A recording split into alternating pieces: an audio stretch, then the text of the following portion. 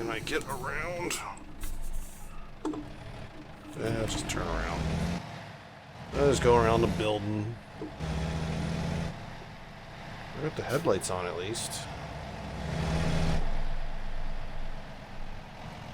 Watch the Roadmaster Estate. You're gonna make me hit that one little spot. Seriously, dude. Let's get the trailer tires there first. See if we can do it. Are we gonna make it?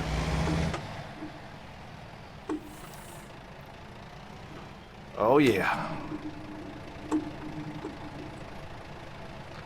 Boop. Boop. Boop. Come on. We actually, see, that's the key, is if you're going to drive a vehicle with a big trailer, you have to locate the trailer tires. Because all the maneuverability is in the truck. Boom. We did it. Let's refuel. Stop the engine to gas up. Really? Alright, folks. Welcome back. I am Old Guy Gamer. This is Red Dead Redemption 2. No. I've just been playing a lot of Red Dead Redemption 2.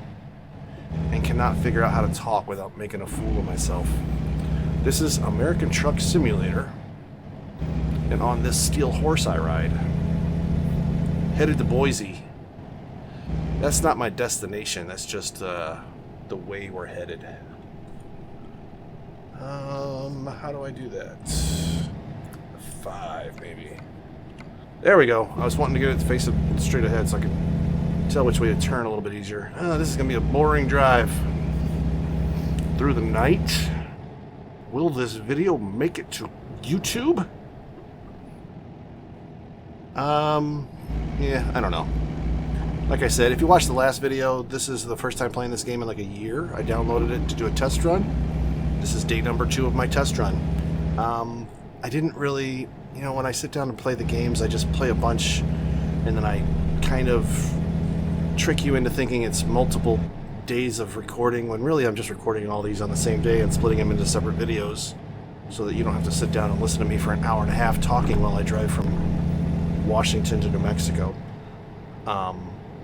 So, yeah, I'm still sitting here, same me as yesterday's video, even though it only happened 5 minutes ago when I was back at the gas station at the Viewpoint.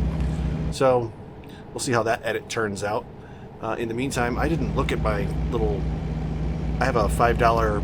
I got it at the Five Below store. It's a book of writing prompts.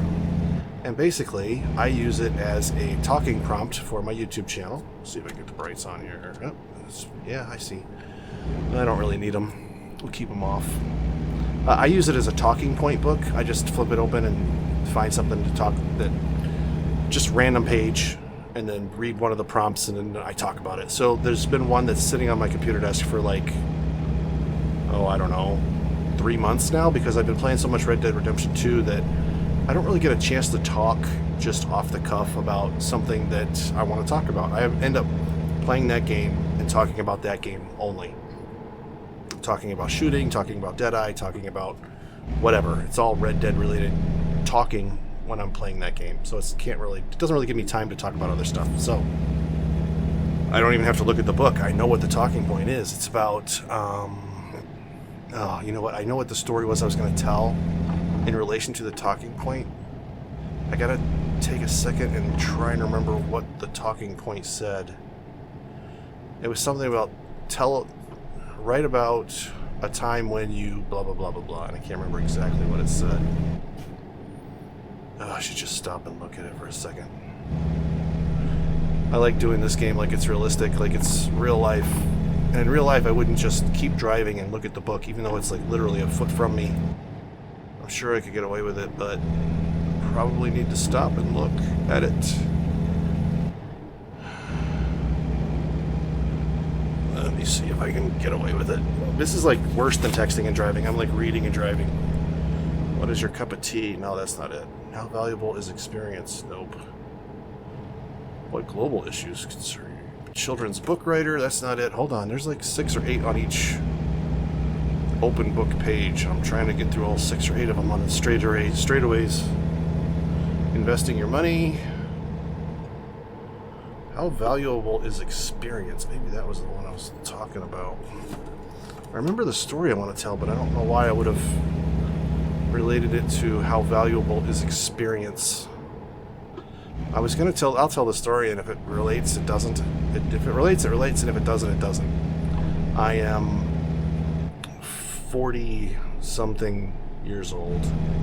I don't even know if I should say that on a video because it dates me immediately when you hear the number, but, you know, my persona online is old guy gamer. And really, some people would call me young, some people would call me old. It's just a persona, it is what it is. But when I was 19 years old, I decided to join the Army. I did join the Army. I didn't just decide to, I actually did. And you would think that basic training and joining the Army would be the hard part, but really it wasn't. Figuring out a way to tell my parents that I joined the Army was really the toughest step. You know, I went to the recruiter on my own. I signed up on my own. I just had this idea of what I wanted to do. I went and told the recruiter I want this or nothing else. I'm not going to sign if I can't get this kind of job. I passed the way station. Okay, good. So I felt like I had a wisdom moment, even though I was only 19. I felt like even to this day, I told someone the other day that I really felt like that was a really good decision. You know, God was behind that decision, if you ask me, because it was just a moment of wisdom where I made a good decision about what job to take in the military, and it worked out for me in the long run. But that being said, telling my parents was the hard part, and I remember talking to my dad about it. He's a veteran. He was in the Army during the Vietnam War. My brother is a veteran. He was in the Navy. He's older than me. I know a lot of you know, service runs in my family. It's there. It's a reality. It's always an option for people in our family, and I was just the latest to decide to join the Army. So I joined the Army in February of '95 as part of the delayed entry program because there wasn't a spot available at the school I wanted until May of '95. So I had about 3 months to kind of look forward to going to basic training. I never really had to do much of the delayed entry program stuff. Like they always have like little things that you can join in and do on the weekends or whatever, just to kind of get you into the military lifestyle. I was in good enough shape so I didn't have to like lose weight or get stronger or anything like that. I was going to be fine. So they didn't really worry about me being able to fit in at basic training. So I went to a couple of the things, but not a lot. Maybe 2 or 3. But that's not the point of this story. The point of the story was I went into basic training thinking that it was going to be the hardest thing in my life. And I've kind of held this same belief throughout my whole life, that when you go into something expecting it to be really, really difficult, and you really just put in your own mind that something is going to be practically impossible and that you're going to have to give 100% effort 100% of the time, it helps build you up. It builds up I don't know if resistance is the right word, but it builds up the expectation that, you know, this is not going to be an easy road to travel, and it kind of makes the road easier to travel once you get there. I had heard through some investigating, or maybe it was from the recruiter, I'm not really sure where I heard this, but I heard that there was phases of basic training. I was going to a training unit where it wasn't 8 weeks of basic training and then you go to your occupational school. I was going to a place called, what they called one station unit training at the time, where you do your basic training and your career training all at the same place. So I was going there for 16 weeks, I think it was. And they were telling me that the 16 weeks is cut into 5 phases. Phase 1 is black phase, where everything is total control. You don't get to make any decisions for yourself. And then as you go longer through basic training, through this one station unit training, the colors get lighter and brighter, and it just seems like things are getting easier because you get a little bit more freedom. You might have a chance to earn a weekend pass or some free time, something like that, where your entire day, every hour, every minute of every hour isn't scheduled for you. You actually earn a little bit of free time once they've gotten you through those more stressful beginning parts. St. Martin's. Must be a hospital over there. That's pretty cool. I need to get over to the right. I'm going to put my story on pause for a second. See if this kind sir will be nice enough to let me over. He's not. Start drifting. Start drifting, start drifting, start drifting. And just take it when he lets me in. Alright. Is that light even green? No, he's turning. Let me get on the highway here. Actually, I'm getting ready to sleep. Getting close to my rest stop, it looks like. I remember when I made the turn onto the highway, the rest stop was right there. Let's get on the interstate. Let's get some sleep. Get to the daylight where we can actually see what we're doing and where we're going. And then we'll continue that story. The basic training story. And the more I get into this story, the less I think it has to do with experience or learning the value of experience, but it's still a story that I want to tell because maybe some 19-year-old is looking at joining the Army and wondering how hard basic training will be, and maybe he can take some of my insights and apply them, and maybe it won't be so tough on him or her. Maybe it won't be so scary here in my story. Let's get up here and get to sleep and find some daylight. Let's get up here, get some sleep, and then find some daylight. That's what I was trying to say. Alright, am I going to have to get off the road here? I think so. Broadway Avenue.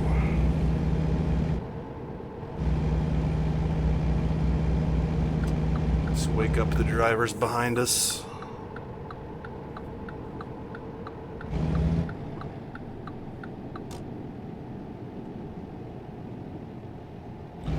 Dude, it's not that bad. Settle down. Stop sign. Stop that.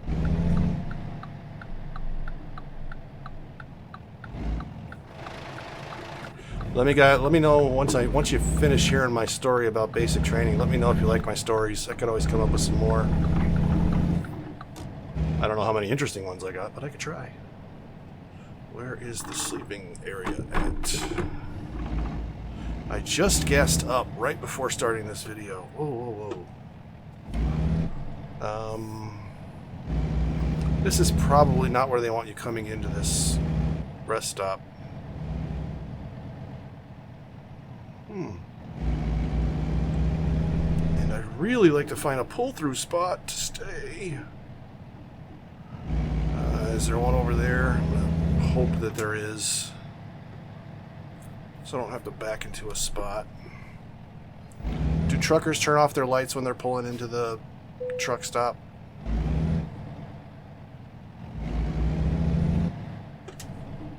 Oh, is this not a parking spot? Oh yeah, it is. Okay, good. Whew. I was gonna say, if this isn't a parking spot, I thought this was whatever. I thought it might have been turning into a road there for a second. Alright, let's go to sleep. Wow. Look at this parking job, folks. I want to kick myself in the rear end for that one. Holy cow. Alright, let's get out of here. Whoa, whoa, whoa. Pedals are moving. Alright, here we go. I'm going to get out of here before someone comes over and knocks on my cab saying that they hate my parking job.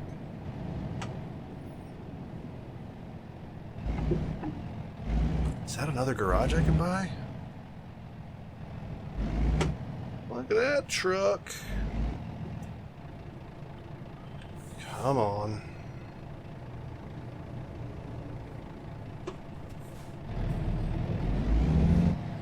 I was going to say, did I know what kind of truck dealership that is over there, but the road is yellow, so I must have visited it already. Oh, excuse me. I must have visited it already. Alright, we're doing the left curve with the right turn signal on. See how smooth we can make it. Get on this road and see if I can remember the whole story that I wanted to tell.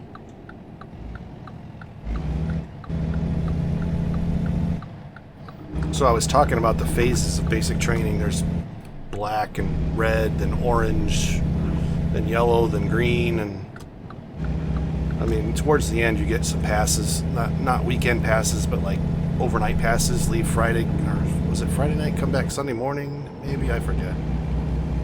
I wasn't too crazy of a partier, so I don't really remember those times that much. That wasn't what I was there for. But I did go out and look around and goof off a little bit. But the funny thing is you go to a place called reception your first couple days. You go to your basic training post. We go to reception battalion. I remember showing up the first day and there was like this 35-year-old guy sitting there at the in-processing station. And I got there at like midnight, something like that. So I'm thinking this guy is like regular Army. He's like squared away, knows his job, knows his duty, been there, done that. Turns out he was just one of the other trainees that got there before me. He was on midnight desk duty. Ended up going into the same basic training platoon as that guy. So that was kind of funny. You just show up thinking that someone automatically has more. They're just getting your respect because they're there in front of you and you don't know what you're there for. And turns out he's the same boat as me. But that being said, I was only at reception for a couple of days. I want to say I went there on a Friday and the basic training class was starting on Monday, so I was only there for the weekend. Pretty laid-back attitude. You just practice your marching and kind of get into the habit of doing some real simple stuff because you haven't really learned it yet, but you know, people are there to teach you the basics so that you don't stand out and make a fool of yourself on your first day of basic training. So Monday we ship out, we go over to the training area. You know, you get on the buses. There are no more cattle cars, old guys. We get on the buses, we drive over to the training area, and there was a shark attack where drill sergeant gets on the bus and welcomes you and hope you appreciate or hope you enjoy your time here and all that, and then he just starts screaming at you. Get off the bus, you have 10 seconds and blah blah blah blah blah, all that garbage. I made it through okay. I didn't really get into trouble my first day at all. I did have a moment of panic though. And here's my first tip for guys and girls going into basic training. They give you a duffel bag. I don't remember if it was at reception or what it was, but at some point I had a duffel bag and you have a file full of paperwork and they just start giving you stuff and they're like, put it in your duffel bag, you'll sort it later. Put it in your duffel bag, you'll sort it later. Well, when you get to your company area, you start forming up into platoons and then people start asking you for different stuff. And one of the first things they ask you for is the paperwork. You need your file of paperwork. And everyone's digging through their duffel bags and getting screamed at, and I'm panicking because I cannot find that file. It was on the very bottom of my duffel bag. And I'm seeing other people having the same problem. They're like getting their duffel bags dumped out because, you know, it's still part of shark attack. It's the first couple hours of basic training. You know, the drill sergeants are dumping people's duffel bags to find these folders that people can't find, just like me. And I'm really starting to sweat because I'm panicking, like reaching, putting my whole arm down into my duffel bag, trying to find the stupid file folder. And I'm thinking, I'm like, man, I'm next. They're going to come over here and dump my duffel bag, and I'm going to start out with a bad mark on my reputation, just because I wouldn't be able to find the stupid paperwork. And they're like, if you don't find your paperwork in the next 30 seconds, you're going to blah, blah, blah, blah, blah. We're going to start smoking you. And smoking someone in basic training just means they're going to make you do a bunch of exercises just to punish you. And literally right before the deadline, I found my file folder. It was literally at the very bottom of my duffel bag. And I was so relieved because other people were getting smoked, and I got out of it and was able to just go to my, whatever the bunk area is called, the bay, start putting my stuff away. So that's tip number one. Always keep your file folder on the top, easily accessible. There's going to be a lot of stuff going through your head. A lot of people yelling at you. They're going to be telling you things that you better never forget. But just keep in the back of your mind, the paperwork is the most important thing. Keep it on the top where you can get to it easily. That was my first stressful point. The point of the talking exercise is, what's the value of experience? I kind of tied that into just figuring out stuff on my own, because when I went there, I knew there was phases, and I knew that the first couple of weeks at least was going to be this black phase, total control, high stress, high PT, which is physical training, lots of sit-ups and push-ups and all that stuff. So I knew it was going to be stressful. But I kind of had a Forrest Gump attitude. I was keeping my ears open, my eyes open, doing what I was told, and I kept waiting for the stuff to hit the fan. I was like Forrest Gump. They told me to do something and I did it, and I just had this mindset like, don't be in a hurry, just get it done quickly. It's better to be smooth than fast. Just all these little nuggets of wisdom pop into your head and you kind of just figure stuff out. And when they teach you something, just remember it. Don't forget it.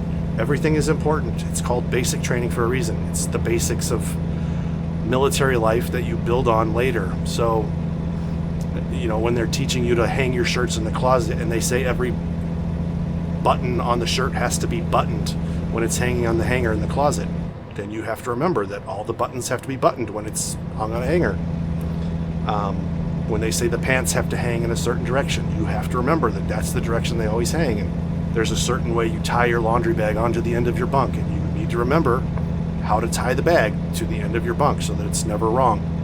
And the first day went by, the first week went by, the first couple weeks went by, and we were standing down in the training area one time in formation, and I remember thinking, and this was a conscious thought that I had in my head, and it's weird that to this day I still remember the conscious thought. I was just standing there at the position of attention or whatever, and there was other stuff going on that didn't involve me, so I just had a moment in my own head, and I said, I wonder when we're going to get to the stressful part. And just in that moment of clarity, I realized, I said, oh, this is the stressful part. And it was such a huge relief when I realized that no matter what the games are that the drill sergeants play, whether it's yelling at you or making you do exercises or teaching you in a lesson in a classroom or whatever, as long as you do what you're told and you do it as well as you can, quickly and smoothly, and don't draw attention to yourself, you're going to be okay. And even though I was going through the stressful part, or the most stressful part of that whole program, I was never really stressed because I knew that all I had to do was what I was told. Did I pull into a rest area? No, it is a way station, okay.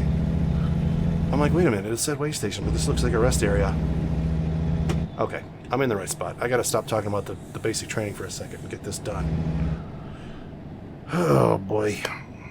My back's starting to hurt. Might have to push pause and go take a stretch or a walk or something. Don't worry, I'm not gonna do the TikTok thing where I say like for part 2. Ugh.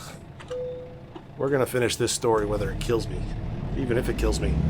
Whether you like it or not, I'm finishing this story. So, the moment of clarity for me, understanding that, just that conscious asking of myself, I wonder when we're going to get to the stressful part. I just always found that amusing in my own mind, because the answer right after was, oh, this is the stressful part. So, that's tip number 2. Think of yourself as Forrest Gump. They want everybody to be the same. They want you to do what you're told. It's that simple. Just do what you're told. Don't overthink it. So the next moment of clarity I had was, basic training wasn't too hard. It was great stories through and through. Friends that I have for life, literally for the rest of my life, because I knew them during those 16 weeks. Fred was my bunk buddy. I was on the bottom bunk. He was on the top bunk. It was all alphabetical, just by chance. And I'm friends with Fred on Facebook now, to this day, and 25 years later. It was the whole thing was cool. But there was one other day that was kind of like a landmark moment in my basic training experience, because I was having a bad day. I will never forget, we were in the training area, which is mostly concrete, but there's a dirt area that's probably, and from my memory, it seemed like it was 20 feet wide and maybe 75 feet long. What is this going on here? Just construction? Just construction, okay. the training area was mostly concrete, but there was this dirt area for when you needed to do training that required grass. And I don't even remember there being grass. I just remember it was dirt. Maybe it was sand. That would make more sense. So we were doing, we had already learned how to low crawl, which if you're not familiar with the Army and low crawling, it's basically you're in your full uniform with your flak vest, and you've got a fake rifle, and you basically I was right-handed, so you put your left ear to the ground, not close, on the ground, and you hike up your right knee to a 90-degree angle, and you keep your left leg extended, and you put the instep of your feet down to the ground, and basically you're creating as low a profile as possible, and your hands are flat on the ground, and you lay your rifle by its sling on the back of your hand. You're just basically creating the smallest possible silhouette to someone that's looking at you from a distance. They might mistake you for a rock on the ground instead of a person. And we'd already learned how to do that, but that was part of this lesson, was you're going to be low crawling, and here's a little plastic, almost like a divot remover if you're playing golf. It's just a plastic piece of whatever, just a shiv, and we're doing mine probing. Now, this is a method of mine probing that I don't think the military would ever resort to using in the modern era, but it's the basic way of mine clearing, and it's what you need to learn to do because it's just a part of the experience. You put your left ear to the ground, you're low crawling, and you put this plastic piece in your hand, and you stick it into the ground at a certain angle and push it forward, and you see if you feel resistance, like the side of a metal landmine. And if you don't feel anything, you go to the side and you check there, and then you go to the other side and check there, and you check the full width of your body. And then when you are certain that there's no landmines 6 inches in front of your head, you move up 6 inches and you clear for mines again. You do another check, and then one to the right, and then one to the left. And then when you're sure, it's a slow and tedious process. And I went to basic training in Alabama in the summer of 1995, which was a record year for just heat everywhere across the country. I found out later when I got out of basic training that 100 people died in northern Illinois because of heat. So it's just one of those miserable summers where it was hot, and we were in full uniform, and we're laying on the ground doing this horrible task. And like I said, it was one of those landmark moments in my mind, in my life, really, because it's a lesson I've taken to me and used for other events. I was just laying on the ground, doing my mind probing exercises, just pissed off and angry about where I was and why were we having to do this, and I hate this. This is so stupid. This is not the job we signed up for. Why do we even have to do this? They have machines that do this now. This is so dumb. I don't know why or how. This was never a conscious thought before in my mind, in my life. But in that moment, something popped into my mind and said, you know what? There's thousands upon thousands upon thousands of veterans who have given their lives who would gladly be in the place where you're at complaining about, rather than to be where they're at, which is dead due to, dying in service to their country. Another moment where I had just a ton of time to think to myself how stupid I was for complaining about something that was really luxurious and glorious compared to some other stuff that people had to go through for me to have the freedoms that I live with every day and take for granted every day. You think of the guys that, you think of the people that fought in all the wars and died in all the wars and got injured in all the wars, that would love to be a trainee in the modern army doing mine probing exercises rather than walking around with a missing limb, or it's just a disservice to the family of those who have fallen. That saying that all gave some, but some gave all. It was just that billboard in my mind of, why are you complaining about this when others gave so much more and would love to be in your spot? So tip number 3, remember that you're there to serve And you might have to give your life. That's something that they'll train you to not be afraid of. But always remember in the back of your mind, as much as you might hate the situation that you're in, there's people that would love to be in that situation rather than the situation that they're in. I've taken that lesson with me throughout my life. I try not to complain about my job because there are people who would love to have my job. I try not to complain about money because there are people out there that would love to make the amount of money that I make. And that was a lesson I learned in the hot Alabama sand pit at Charlie 795. Mine clearing day. Or mine probing learning day. So it is what it is. That's my talking point. That was the story I wanted to tell. Me learning those two little things about don't complain about where you're at, and then the first one of do what you're told. It's not as stressful as you think it's going to be.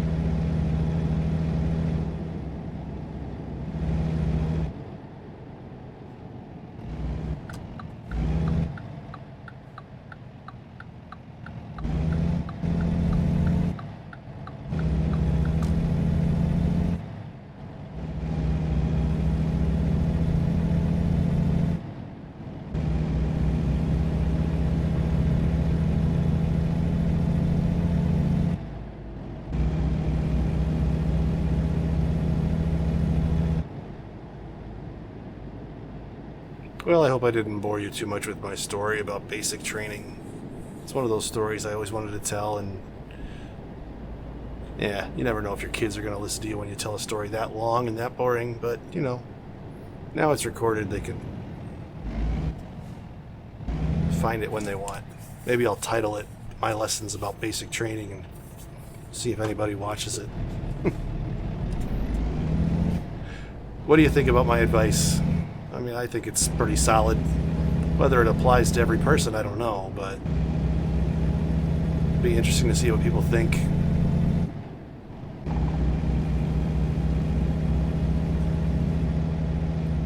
Fort McClellan, Alabama closed in 1998. I never did I remember I said I was going to do a flyover in Microsoft Flight Sim 20 of that post, and I never did. Don't know if I ever will. It's not really on my radar anymore. I mean, I still have the Flight Sim game installed on my computer, but I remember so little about that post, I don't know if I could make a good video about it. Leave me a like if you ever had to run up Baby Baines. Subscribe if you ever had to run up Big Baines. I did them both.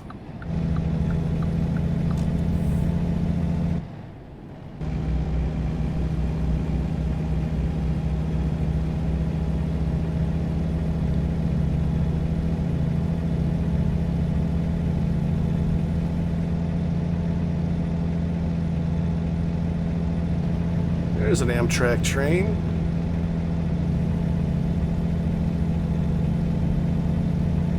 Very cool.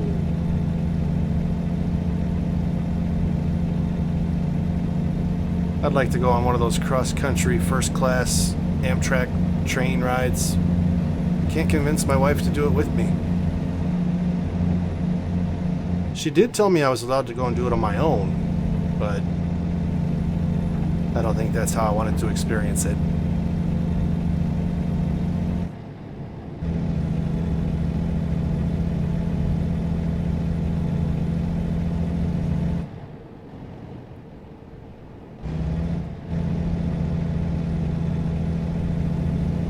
I'm only going 50.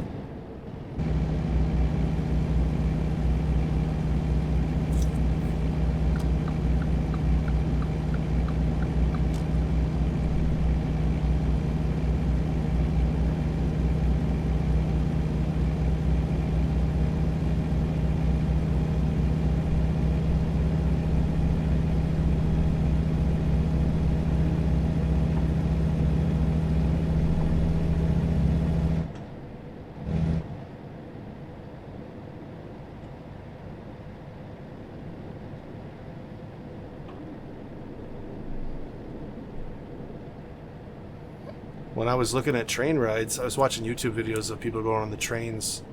I kind of remember a view that looked like that, where the train tracks were along the river, and right where the whitewater rapids were there, and people were rafting, and kind of looks familiar in this little video game here. Kind of looks like that area.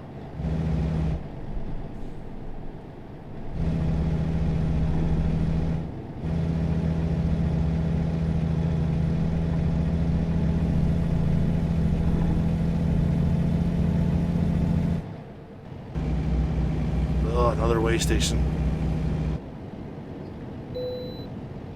Yes, that's like my 5th one total. I had to stop at 2 or 3 of them. I've already lost count. This is gonna be a long driving day. This has been a pretty good long video. Started in the dark and got to sleep. Now back at it. Seems like I've been driving for a long time. I still have 775 miles left to go. One thing I remember about my Army days was when I was stationed at I was stationed at Fort Ritchie in Maryland and at Fort Detrick in Maryland. Not that it has anything to do with the story that I was going to, well, just the tidbit that I was going to tell, but I was in during the Clinton administration when he did the base realignment and closure list. Fort Ritchie closed while I was there, so I was fenced in there. And when we moved to Fort Detrick, the unit moved to Fort Detrick, that was considered a PCS move, or a permanent change of station move for me and the whole company that I was attached to. So it was like being sent overseas or sent to another station, but for us it was only a 30-mile drive to the next base assignment. It was just one of those weird things in the Army where we got in at the, I don't know if you call it the right time or the wrong time, but I did a full 4.5 years in Maryland at 2 different bases within a couple miles of each other. The reason I was going to point that out is because it meant 753 miles to my destination, and I remember it must have been from Fort Ritchie, because that was when I would have been driving home more often to visit my girlfriend, my fiance, and then my wife. It was exactly 750 miles from Fort Ritchie's main gate to her driveway. I always thought that was a fun little tidbit. It might have changed over the years, depending on the number of times I stopped, but at the time, I was driving 750 miles halfway across the country, or a third of the way across the country, in a 92 Chevy Camaro, and I could make it more than halfway on a tank of gas, but I always tended to, Columbus, Ohio was like the halfway point. So I knew if I could make it past Columbus and then gas up, I could make it the rest of the way to her house on the north side of Chicago, well, the north suburbs of Chicago, without having to stop for gas again. That was the way I did things. I would do a 750 mile trip. I wouldn't stop for food. I would only stop for gas. I refused to drink any liquids because I didn't want to have to stop and go to the bathroom. Literally 12 hours. And I would speed a little. I always had this thought that it wasn't really worth speeding around your town where you lived, because you're not going to get anywhere much faster by speeding through your own town. You're just running the risk of getting a ticket or whatever. But going halfway across the country, you can make up a lot of time by going a little faster. So all that time I spent driving, I figured out that a 12-hour trip could be an 11-hour trip if I went 5 miles per hour faster. 12-hour trip, 5 miles per hour, that's a whole hour you're saving. It still ended up being 12 hours. It would have been 13 if I had gone the speed limit. Like I said, wasn't much of a speeder, but I did like making good time. I just tried to average a mile a minute. Averaging 60 miles an hour is definitely doable if you don't have to stop. Obviously, when I got married and started having kids and family members requiring bathroom breaks and boredom breaks and all that stuff, it's kind of hard to keep a mile a minute pace, but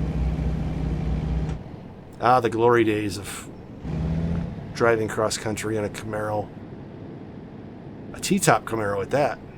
Not that I had the T-tops off, but driving cross country in a T-top Camaro, something I'll never forget.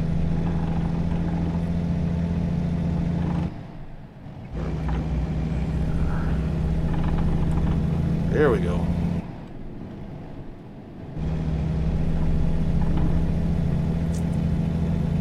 I think I need to go and brush up on my Volvo tractor knowledge. Oh, come on, dude. You could have moved over. That would have been nice. Oh, jeez. Maintain a lane, dude. Oh, man, it's... Alright, dude, I cannot... I'm not drinking, I swear. Don't know why I couldn't stay in my lane there for a minute. Oh, boy.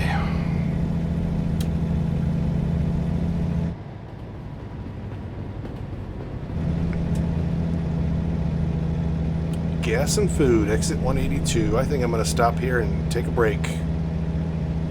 I could probably do without the gas, but I need to stop and rest. And this is a good time to end a video. I talked about some good stuff, and the video's been long enough. Let's stop for the day and sleep and come back and do another video tomorrow. Oh, I have to turn here.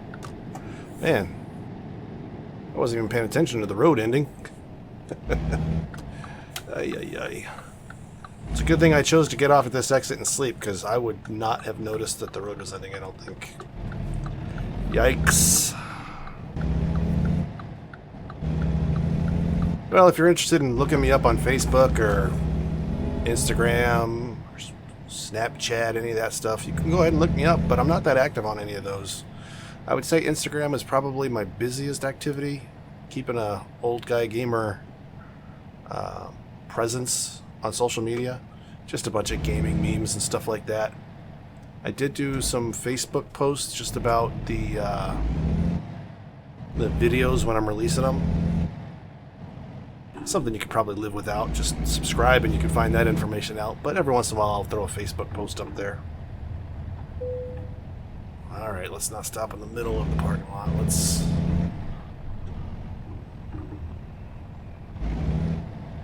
get the truck dirty in the dust here. Hop out, snap a photo. Oh, the light's a little bit better on this stop. Oh, let's get rid of those things. Nope, not that one. That one. Now we can look around, take a snapshot. We'll end this video for now.